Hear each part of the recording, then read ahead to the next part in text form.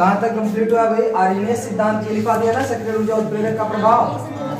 आज हम लोग को समझना है वेग पर ताप का प्रभाव। देखिए जो रासायनिक बलगतिकी है वो चैप्टर का परिभाषा यही है कि रसायन विज्ञान की वह शाखा जिसमें अभिक्रिया के वेग, प्रभावित करने वाले कारक और क्रियाविधि का अध्ययन किया जाता है। तो वेग तो स्टार्टिंग में ही हो गया था, प्रभावित करने वाले कारक में ही सांद्रता वगैरह आया, फिर इधर अब ताप आ रहा है। क्रियाविधि इसी के बीच में था स्टार्टिंग में, जैसे ही हमने कोटि वगैरह समाप्त किया उसी में था अभिक्रिया की क्रियाविधि। हालांकि अगर हम ताप पर प्रभाव पहले पढ़ा के बाद में भी क्रियाविधि पढ़ाते तो कोई दिक्कत नहीं थी, सही ना, क्योंकि क्रियाविधि ये अलग टॉपिक है, तो उससे कोई टेंशन नहीं है, पहले पढ़ लिए बाद में पढ़ लिए उससे मतलब नहीं है। अब नेक्स्ट हमारा है वेग पर ताप का प्रभाव। ध्यान समझिए, इस ताप के प्रभाव की व्याख्या किया किसने वेग पर? तो उसका नाम था आर्हेनियस, जिन्होंने संगठन सिद्धांत दिया, ठीक है ना। तो आर्हेनियस ने ऐसे थोड़ा थियरी इसमें है पहले कि किसी भी रासायनिक अभिक्रिया में जब हम ताप बढ़ाते हैं तो वेग बढ़ जाता है। इसके पहले हमने स्टार्टिंग में आपको ऑलरेडी बता रखा है कि जब हम लोग किसी रासायनिक अभिक्रिया को होने के लिए एक छोटी ऊर्जा देनी पड़ती है जिसे हम सक्रिय ऊर्जा कहते हैं। सक्रिय ऊर्जा जैसे ही दे देंगे रिएक्शन एक बार स्टार्ट हो गई, फिर आपको ऊर्जा देने की आवश्यकता नहीं है। इसके बाद वो ऊर्जा रिएक्शन खुद देती है। अब रिएक्शन अगर आपने जितना ऊर्जा दिया उसकी अपेक्षा कम ऊर्जा देगी, इसका मतलब उसने ऊर्जा को लिया है, उसको ऊष्माशोषी कहते हैं। और अगर आपने जितना ऊर्जा देकर के रिएक्शन स्टार्ट करा था उससे ज्यादा अभिक्रिया में ऊर्जा अगर आपको मिल गई, इसका मतलब अभिक्रिया ने ऊष्मा दिया है, तो उसको हम कहते हैं ऊष्माक्षेपीय अभिक्रिया, ठीक है। तो किसी रासायनिक अभिक्रिया को कराने के लिए हमें कुछ ना कुछ ऊर्जा देनी पड़ती है सक्रिय ऊर्जा के रूप में। तो हमने क्या कहा कि हम क्या दे रहे हैं रासायनिक अभिक्रिया को? ताप।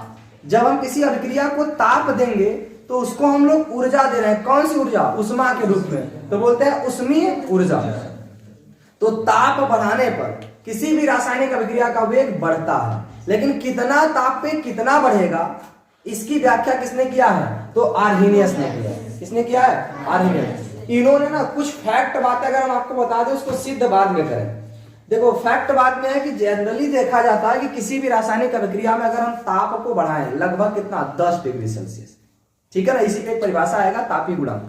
जब हम किसी भी रासायनिक अभिक्रिया में 10 डिग्री सेल्सियस टेम्परेचर बढ़ा देते हैं तो ये देखा जाता है कि अभिक्रिया का वेग दोगुना हो जाता है, सही ना। 10 डिग्री सेल्सियस बढ़ाने पर अभिक्रिया का वेग दोगुना हो जाता है, तो कहीं ना कहीं बढ़ ही रहा है। तो इससे हम डायरेक्ट थ्योरी में बोल सकते हैं कि रासायनिक अभिक्रिया में ताप बढ़ाने पर अभिक्रिया का वेग बढ़ता है। इसकी व्याख्या करने के लिए आर्हेनियस नामक वैज्ञानिक ने एक समीकरण दिया जिसे आर्हेनियस समीकरण कहते हैं। इनके अनुसार किसी भी रासायनिक अभिक्रिया का जो आर्हेनियस समीकरण में वेग स्थिरांक होगा k, क्योंकि वेग स्थिरांक अगर बढ़ेगा तो वेग भी बढ़ेगा, सही ना। तो k is directly proportional to e power minus EA by RT, सही है ना। R क्या है? वही द्रव्यता, सही ना, स्थिरांक। ये आप सब लोग जानते हो कि R का मान कितना होता है? 0.0821। एक और होता है R का मान 8.314, लेकिन इसका यूज आप लोग नहीं करते, आप लोग इसी का यूज करेंगे, सही है ना। तो ध्यान समझिए E अपन RT। T क्या है? टेम्परेचर। T क्या है? टेम्परेचर। ये E क्या होता है? ये चर गुणांक होता है। चर गुणांक लॉग में जैसे E लगा होता है तो वही। तो यहां से जब भी हम इसको बराबर लगाएंगे तो यहाँ पे कोई ना कोई कांस्टेंट आएगा, वो कांस्टेंट हो जाती है, और इसके बाद आ जाएगा e power minus EA by RT। यही समीकरण है आर्हेनियस का। किसका समीकरण है? आर्हेनियस का समीकरण। तो ये थियरी में है, इन्होंने कहां से लाया इसका जिक्र किसी किताब में नहीं है। जैसे आप लोग न्यूटन का नियम कहां से लाया गया है कोई पता नहीं है। न्यूटन के नियमानुसार F is directly proportional to m1 m2 by r square, गुरुत्वाकर्षण से संबंधित क्लास 11th का है, ठीक है ना। कहां से लाया गया है किसी को नहीं पता। हाँ भाई अंदाजा लगा दिया जाता है कि जब दो पत्थर के द्रव्यमान ज्यादा होंगे दो पिंडों के, तो उनके बीच गुरुत्वाकर्षण ज्यादा होगा। ये दोनों के द्रव्यमान पर निर्भर करता है, तो उन्होंने कह दिया कि m1 into m2 directly proportional में होगा, सही ना, किसके? बल के। तो यानी F is directly proportional to m1 m2, सही है ना। तो वैसे ही इन्होंने भी अपना कोई समीकरण लाया होगा कहीं से प्रयोग करके। तो इसको हम लोग चूंकि यहां पर अभी आप सॉल्व नहीं कर पाएंगे। अगर हम कहते हैं EA और RT सबका मान दे दिया है, तो E के पावर हम कहते हैं 10 का वैल्यू आपको पता है क्या क्या होगा? E के पावर 5 का वैल्यू कुछ नहीं पता है, हम लोग इसका कैलकुलेशन पढ़े ही नहीं है अब तक, ठीक है। तो यहां पर हम लोग क्या करते हैं कि इसको एक नॉर्मल समीकरण में बनाते हैं। तो ये किसी टेम्परेचर पर ये वेग स्थिरांक है। तो हम कह रहे हैं स्टार्टिंग में मान लेते हैं जब टेम्परेचर T1 हो तो वेग स्थिरांक हो सकता है K1 रहा हो। तो टेम्परेचर बदल करके हम लोग समीकरण प्राप्त करते हैं। तो उससे पहले इस समीकरण को हम सॉल्व नहीं कर पाएंगे, इसीलिए काम करते हैं समीकरण को थोड़ा दूसरे रूप में कन्वर्ट करते हैं। इसलिए हमने दोनों पक्षों में क्या ले रहे हैं, लॉग। दोनों पक्षों में क्या ले लिया जाए भाई, लॉग। तो लॉग में बेस पर ई लेने पर, जैसे आप लोग जब कोई समीकरण होता है तो दोनों पक्षों में 2 से गुणा करने पर 4 से गुणा ऐसे करते हैं। तो हमने दोनों पक्षों में लॉग लिया, जिससे कोई फर्क नहीं पड़ेगा। अगर हम यहाँ भी लॉग लिखते हैं, यहाँ भी लॉग लिखते हैं, तो लॉग से लॉग को काट भी सकते हैं, सही ना। क्या हो जाएगा, लॉग ई पावर के, मतलब पावर नहीं है, ऐसे सीधे लॉग के है, ठीक है, बराबर लॉग यहाँ पे हो जाएगा ई, और इसमें क्या आया A E power minus E A by R T, सही है ना।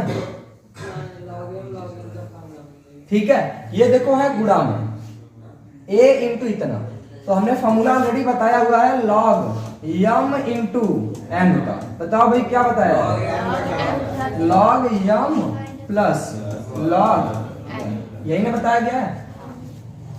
अगर हमने यहां से देखे तो यहाँ लॉग ई के ही रहेगा, इसमें तो कोई चेंज नहीं है। लेकिन यहां पर बनेगा यम इंटू यम, तो ये हो जाएगा log e into A plus log e into e के power minus E A by R, ठीक है। तो ये हो जाएगा लॉग ई के बराबर, ये देखो जब यम पावर एन हो, यम पावर एन किसके, लॉग के, तो ये हो जाता है एन आ जाएगा पहले, एन लॉग, इस तरह से हो जाता है। तो ऐसे यहां भी देखेंगे तो ये तो लॉग ई ए ही रहा, और इधर क्या हो जाएगा भाई, ये आएगा यहाँ गुणा होगा तो पूरा माइनस में गुणा प्लस में होगा, minus E A by R T into log E है, यहाँ भी ई, इसका मान क्या हो जाएगा ए, ये बन गया लॉग के बराबर, यहाँ पे क्या है ई है, सही ना, बराबर हो जाएगा। अगर इसको थोड़ा ऐसे लिखते तो ये हो जाएगा E A by R T plus log, ये है आर्हेनियस समीकरण का लघु गणक रूप। ध्यान समझिए, अगर हम कहें इसमें के क्या है, के तो ये है वेग स्थिरांक, के क्या है, इधर लिख दें, के है वेग स्थिरांक, ई ए क्या है भाई, ई ए सक्रियण ऊर्जा, सक्रियण, ठीक है। और अगर हम कहें टी क्या है, टी ये किस में रहेगा, ताप को हमेशा किस में रखना है, केल्विन। ए क्या है, तो ए देखो यहां से कोई नियतांक आया था, तो हम लोग बोल सकते हैं कि ए कोई चर नियतांक है। देखो ए इसीलिए हम नियतांक कह रहे हैं, अब ये कुछ भी हो, क्योंकि आगे अभी हम समीकरण को और सॉल्व करेंगे, वहां ए समाप्त हो जाएगा, उसका कोई लेना देना नहीं है। तो यहाँ से कांस्टेंट है, अगर हम ए की जगह पे पी भी लिख देंगे तो भी वो भी समाप्त हो जाएगा भी आगे, ठीक है। तो अगर हम इससे आगे बढ़े तो हमने कह दिया ए कोई नियतांक है, ये सारा चीज आपने देख लिया। अभी भी आपको ए के बारे में कोई एग्जैक्ट जानकारी नहीं है, कोई ना कोई नियतांक है। तो हम लोग कैसे पता करेंगे कि टेम्परेचर पे बढ़ा कि घटा, तो जैसे आप लोग समय के लिए क्या करते थे, t बराबर 0 पर सांद्रता A0 हो तो t बराबर t पर सांद्रता AT हो, उस समय के लिए आप निकालते थे। तो कहीं ना कहीं किसी समय में परिवर्तन निकालोगे तब वेग निकलेगा। ऐसे वेग स्थिरांक में हम कहते हैं यदि टेम्परेचर कितना हो, T1 हो, स्टार्टिंग में टेम्परेचर कितना हो, T1 हो, तो हमने मान लिया वेग स्थिरांक कितना है, T1, सही है। इसके बाद हमने टेम्परेचर को परिवर्तित किया, परिवर्तित करके हमने T2 किया, तो हो सकता है इसमें ये कितना हो जाए, K2। अब हम लोग यहाँ पे परिवर्तन बता पाएंगे K2 माइनस K1 या K1 माइनस K2 करके, यही ना भाई। अगर हमें परिवर्तन निकालना है कि वेग में कितना परिवर्तन हुआ, तो वो उसी रेशियो में परिवर्तन होगा जो वेग स्थिरांक में परिवर्तन होगा, क्योंकि R is directly proportional to K के रूप में होता है। स्थिरांक में तो घात पे निर्भर करता है, लेकिन K के लिए हमेशा डायरेक्टली प्रोपोर्शनल होता है, क्योंकि हमेशा ये बराबर K ही आता है, चाहे प्रथम कोटि हो, द्वितीय कोटि हो, तृतीय कोटि हो, K के पावर पे कुछ नहीं आता। इसका मतलब जैसे वेग स्थिरांक बढ़ेगा वैसे वेग बढ़ेगा, ठीक है। तो अगर हम ये दोनों को इस समीकरण में रख लें, ये दोनों वैल्यू किसमें, तो अगर हम पहली वाली वैल्यू को इसमें रखेंगे तो बोलेंगे लॉग ई क्या हो जाएगा K1 होगा, बराबर क्या होगा भाई minus E A upon R, temperature क्या होगा T1 होगा। ए तो कांस्टेंट है इसीलिए इसमें कोई परिवर्तन नहीं होगा, तो log ई ए हो जाएगा समीकरण नंबर ए। ऐसे ये दूसरा केस में देखें तो क्या होगा log ई K2 हो जाएगा बराबर minus E A by R T2 हो जाएगा प्लस log ई ए। सही है ना। आपको यह पता करना कि कितना परिवर्तन होगा, तो परिवर्तन हमेशा डिफरेंस करके निकालते हैं, घटा करके निकालते हैं। तो हम लोग क्या करें, घटा के निकाल लें। तो एक बात बताओ, आप वेग कैसे निकालते हो, R2 माइनस R1 या R1 माइनस R2? हमेशा बाद वाले में से, तो ये बाद वाला है K2। समीकरण 2 से हम घटा देते हैं समीकरण 1, ठीक है ना। 2 में से 1 को हम अगर घटा देंगे, देखो क्या बनेगा, ये बन जाएगा log e K2 minus log e K1। सही है। और इधर क्या आएगा भाई, तो इसमें से इनको घटाना है, तो देखिए ये हो जाएगा माइनस ई ए बटे आर T2। इसमें से इसको घटाएंगे तो माइनस माइनस क्या हो जाएगा भाई, अगर हम इसको घटा रहे हैं और उसके पहले माइनस लगा रहे हैं तो माइनस और माइनस प्लस, यानी प्लस में हो जाएगा E A upon are T1। ये इसमें से इसको घटाएंगे, कट जाएगा, यानी कि कुछ नहीं आएगा, बस इतना ही बचेगा। सही है भाई। हमने क्या किया है, घटाया है, तो यहाँ K2 माइनस K1 किया, तो ये माइनस में था, तो इसमें से उसको माइनस करेंगे तो प्लस हो जाएगा, इसलिए यहाँ ऐसे लिखा। अब इसमें log ई ए प्लस में है, और जब उसको लिखेंगे तो माइनस करेंगे तो वो कट जाएगा, ठीक है ना। इसके बाद क्या बनेगा, देखिए ये K2 माइनस K1 हुआ, log के फॉर्म में किसी का फॉर्मूला है log m minus log n, ये हो जाएगा log e K2 बटे K1। सही है। बराबर में क्या हो जाएगा, तो यहां से ई ए अपान आर ले लें कॉमन, तो बताइए क्या बचेगा 1/T2, ये माइनस बचेगा, तो एक काम करते हैं पहले प्लस वाला लिखते हैं, तो यहां से क्या बचेगा 1/T1 माइनस 1/T2। सही है। अभी भी समीकरण कंप्लीट तो नहीं हुआ, तो इसको कहां कर दें, नेक्स्ट पेज पे ले लें, ऊपर।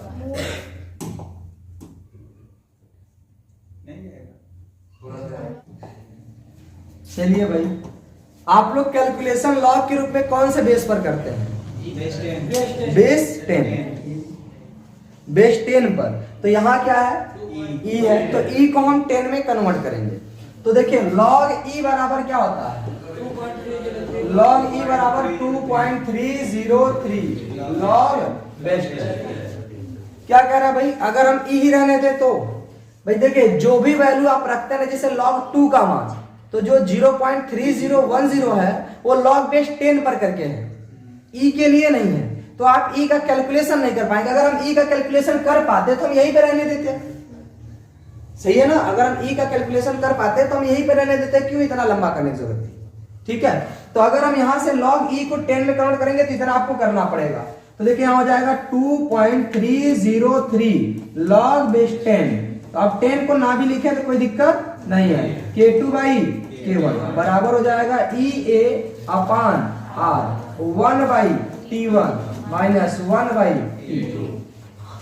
इसका फाइनल फॉर्मूला हम यहां लिख दे रहे हैं, log बेस 10 है तो इसको लिखने की कोई आवश्यकता नहीं है, K2/K1 बराबर में अगर संख्या कुछ साइड भेजें तो ये गुणा में है, उधर जाके किसमें जाएगा भाग में, तो यहाँ बचेगा ई ए बटे 2.303 आर।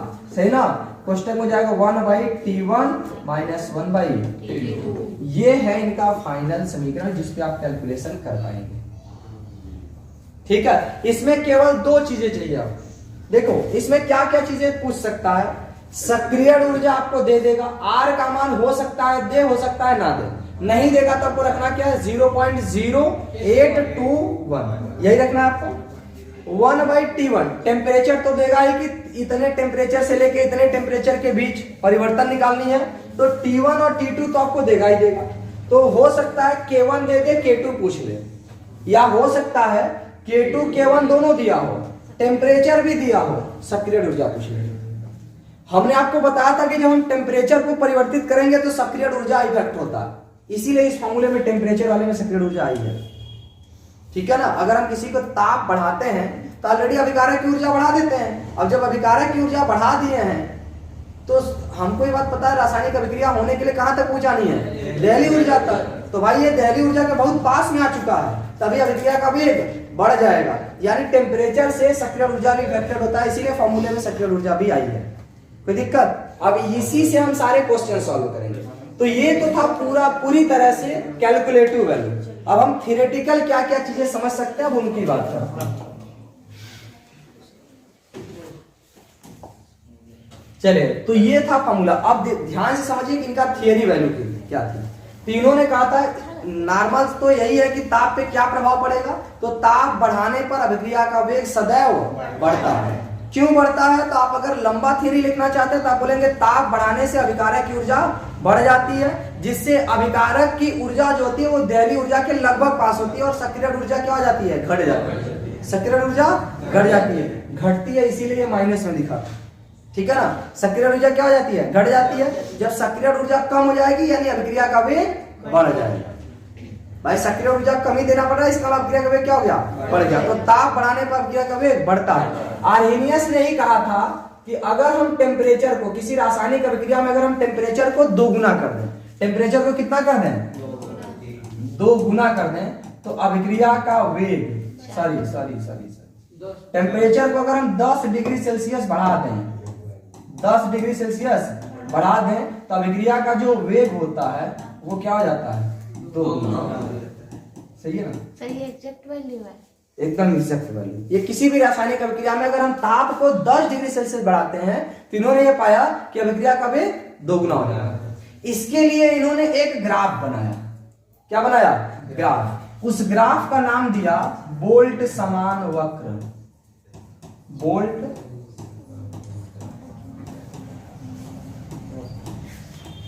ग्राफ देखना चाहेंगे? हाँ, यही तो सबसे बढ़िया चीज होता है, ग्राफ। इधर की तरफ हम दिखा रहे हैं ऊर्जा को। किसको दिखा रहे हैं? ऊर्जा को। और इधर की तरफ दिखा रहे हैं अभिकारक के अणुओं की संख्या। अभिकारक के कौन से अणु जिनसे रासायनिक अभिक्रिया होकर के क्या बन जाए, उत्पाद बन जाए। तीनों ने क्या देखा, ध्यान से मुझे ऊर्जा दिखा रहे, तो हमने मान लिया कि ये ऊर्जा हो गई लिमिटेशन किसकी, E A। इसका मतलब है कि इससे अगर हम नीचे हैं, इसका मतलब हमारी सक्रिय ऊर्जा क्या है, कम है। सही ना। अभी हम वहां तक रिएक्शन को कराने के लिए नहीं पहुंचे। तो इन्होंने कहा कि अगर हम T डिग्री सेल्सियस पे देखते हैं, T डिग्री सेल्सियस पे, तो हो सकता है तापमान कुछ इस तरह से दिखे, मतलब ग्राफ कुछ इस तरह से है। इसका क्या मतलब है अभी समझाते हैं। ठीक है। इसका मतलब यह है कि ये हमारी एक लाइन हो गई, डैश डैश वाली लाइन।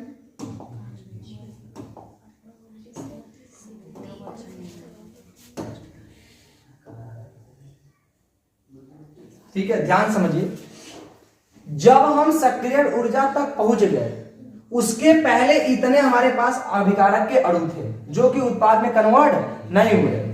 इतने ही अणु इधर हैं जो कि उत्पाद में कन्वर्ट हो पा रहे हैं। सही ना। ये वाले जो संख्या आपको दिख रही है पूरा, ये वो अणु है जो किसमें कन्वर्ट हो गए, उत्पाद में। लेकिन अगर हम टेम्परेचर को क्या कर दें, बढ़ा दें, टेम्परेचर को बढ़ा दें, तो ये ग्राफ कुछ ऐसा दिखने को मिलता है, इस तरह से। इसका क्या मतलब है कि देखिए अब अभिकारक के उत्पाद के अणुओं की संख्या क्या हो जा रही है, बढ़ जा रही है। आपको पता है कि सक्रिय ऊर्जा से पहले अगर कोई अणु है तो वो उत्पाद में कन्वर्ट नहीं होगा। तो ये अणु की संख्या किसके, अभिकारक की। तो जब हमारी सक्रिय ऊर्जा E A थी, टेम्परेचर स्टार्टिंग वाला था, तो उस समय अभिकारक के अणुओं की संख्या ज्यादा थी, उत्पाद के अणुओं की संख्या कम है। जब हमने जब ताप को हमने बढ़ाया तो उसी सेम सक्रिय ऊर्जा पर हमारे अभिकारक के अणुओं की संख्या थोड़ा कम हो गई और उत्पाद अणुओं की संख्या थोड़ा बढ़ गई। इसका यह मतलब है कि जब हम ताप को सक्रिय ऊर्जा तक पहुंचा देंगे, इसके बाद हम लोग जब ताप को बढ़ाएंगे तो अभिक्रिया की अभिक्रिया के अणुओं के मध्य प्रभावी टक्कर की संख्या बढ़ेगी और वो किसमें कन्वर्ट होंगे, उत्पाद में। तो अभी कन्वर्जन कितना हुआ है, तो ये वाला है परिवर्तन, ये क्या है, ये परिवर्तन ही ना है, ये दोनों कलर ऐसा ही चल रहा है, ठीक है। तो इतना हो गया परिवर्तन। तो इन्होंने इसको बोला बोल्ट समान वक्र। ये कोई परिभाषा मतलब ये सब नहीं है, कभी कभी परिभाषा थ्योरी में पूछता है कि बोल्ट समान वक्र किसे कहते हैं। तो किसी रासायनिक अभिक्रिया के लिए अभिकारक के अणुओं की संख्या और सक्रिय ऊर्जा या ऊर्जा के बीच यदि ग्राफ खींचा जाए 10 डिग्री सेल्सियस टेम्परेचर में परिवर्तन करके, तो इस प्रकार इसमें जो भी ग्राफ प्राप्त होता है उसमें क्या बोलते हैं, बोल्ट समान वक्र कहते हैं। ये ग्राफ कुछ ऐसा दिखता है। ये स्टार्टिंग वाला व्हाइट वाला ग्राफ है टी डिग्री सेल्सियस या टी केल्विन पर, सही ना, और ये है T+10। अच्छी एक बात बताओ, हम 10 डिग्री सेल्सियस बढ़ा रहे हैं तो क्या हम ये नहीं कह सकते कि हम 10 केल्विन बढ़ा रहे हैं?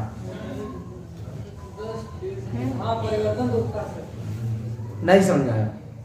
जैसे स्टार्टिंग में अगर टेम्परेचर था 100 डिग्री सेल्सियस, सही ना, तो केल्विन में कितना रहा होगा, 373 केल्विन, क्योंकि 273 केल्विन में कन्वर्ट करने के लिए 273 जोड़ना होता है, सही ना। किसी भी टेम्परेचर को केल्विन में करने के लिए कितना जोड़ना होता है, 273। तो 100 डिग्री सेल्सियस यानी 273 केल्विन। अगर हम इसमें 10 डिग्री सेल्सियस बढ़ा दें तो ये हो जाएगा 110 डिग्री सेल्सियस। तो इसमें 10 डिग्री सेल्सियस यानी 10 केल्विन बढ़ा दीजिए तो कितना हो जाएगा भाई, 10 केल्विन बढ़ाएंगे कितना हो जाएगा, 300।